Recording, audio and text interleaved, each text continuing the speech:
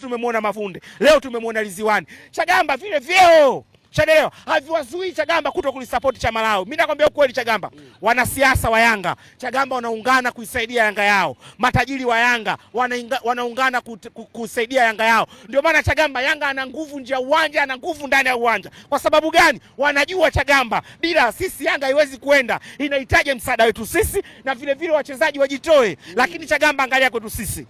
Umeona matajiri wanashindwa kujitoa. Sijui unanielewa? Haya, wanasiasa vyeo vyao Chagamba imekuwa kama hukumu kuto kuipenda timu yao.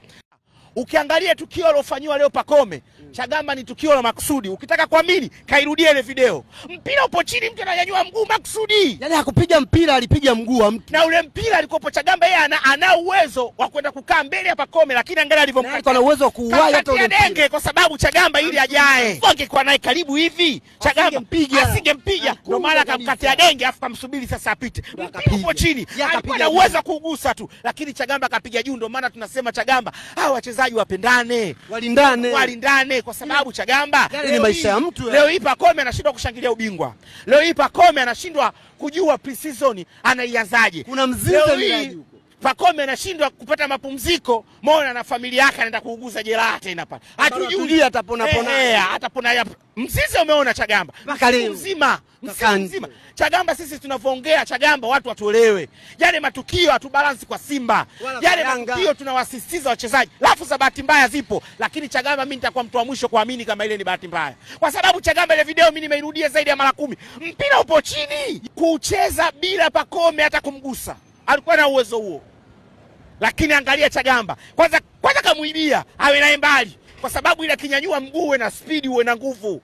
Na Pacome ukimwangalia Chagamba hakutegemea kama ile tukio litatokea. Kwa hiyo focus yake yote ipo kwenye mpira na ule mwamba focus yake yote ipo kwenye miguu ya Pacome. Chagamba ndio vitu kila siku tunaviongea hivi. Shasoma. Kwa hiyo Chagamba matukio kama haya sisi tunapopinga watu watuelewe. Sasa tunavyoongelea kushadelewa na ukija kuangalia njia ya Yanga kwenye ligi ya NBC Chagamba ni nyeupe.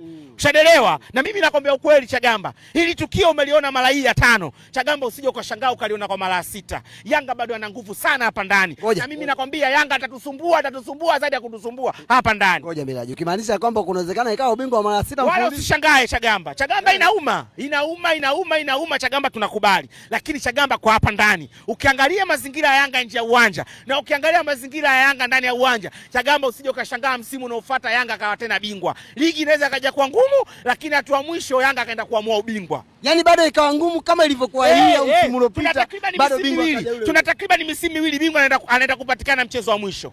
Msimu ulioisha yule bingwa yule. Kwa hiyo inawezekana Chagamba. Kwa nyakati tofauti, mazingira tofauti. Kwa nyakati tofauti, lakini Yanga akaenda kuwa bingwa mara 6, Yanga ananunua. Umeona? Sasa kama ananunua na sisi tunashindwa vipi kununua? Miraji, kwa niaba ya wana Simba ambao wanatamani kulizungumza baada ya ubingwa wa Yanga ni lipi? Ni maumivu lakini 5 mfululizo. Chagamba, yani Chagamba kitu ambacho Chagamba mimi nakizungumza tena kwa ukali zaidi kwa viongozi wangu na kwa wachezaji wangu na kwa mashabiki wenzangu. Chagamba focus iwe tarehe 4. Basi mimi nakwambia ukweli Chagamba tukipoteza tarehe 4, Chagamba zaidi ya machungu.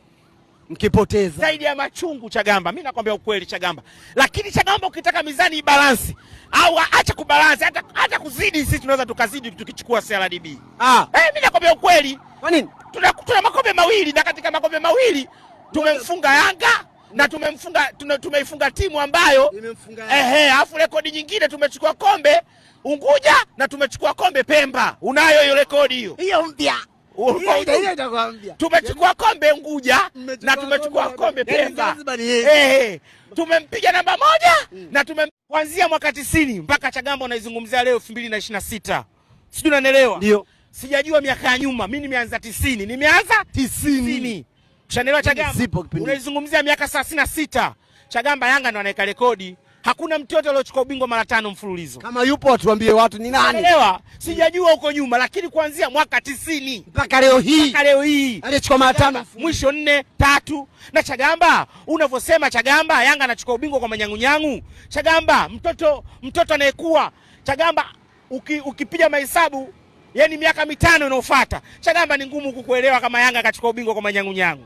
Kwa sababu Chagamba sisi leo hii Chagamba Nani anaweza kuamini kama Simba misimu minne ile tuliokuwa bora kama alichukua ubingwa kwa manyangunyangu? Kwa sababu ukiangalia hali ya Yanga unaiona, ukiangalia quality ya Simba unaiona. Chagamba Yanga kachukua ubingwa mara 4 mfululizo, huu wa 5, si ndio? Lakini Chagamba mara 4 mfululizo Yanga anachukua ubingwa. Angalia kwetu sisi kulikuwa kuna nini?